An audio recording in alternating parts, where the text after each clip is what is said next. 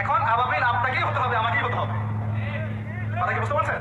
এটা নিজেদের তাকদীর, নিজেদের ভাগ্য, নিজেদের মানে ভবিষ্যৎ আল্লাহর উপর তাওয়াক্কুল করে তার হুকুম মেনে আমাদেরকেই করতে হবে ইনশাআল্লাহ। পৃথিবীর সমস্ত জুলুম উঠে যাবে ইনশাআল্লাহ। কোনো মাজলুমের অধিকার আর খর্বিত হবে না।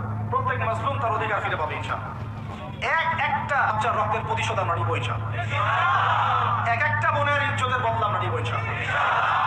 একটা ভাই যাদেরকে অন্যায়ভাবে হত্যা করা হয়েছে এদের রক্তের বদলা আমরা নিবই নেব ইনশাআল্লাহ।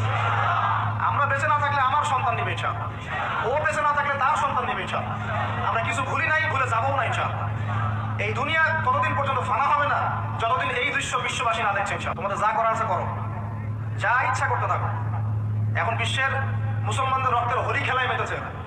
যেখানে মুসলমান সেখানেই নির্যাতন, চায়নায় নির্যাতন, ওইখানে ইয়াতে কি বলবো, ওটা কি সিরিয়াতে নির্যাতন, তারপর ইয়েমেনে নির্যাতন, ফিলিস্তিনে নির্যাতন।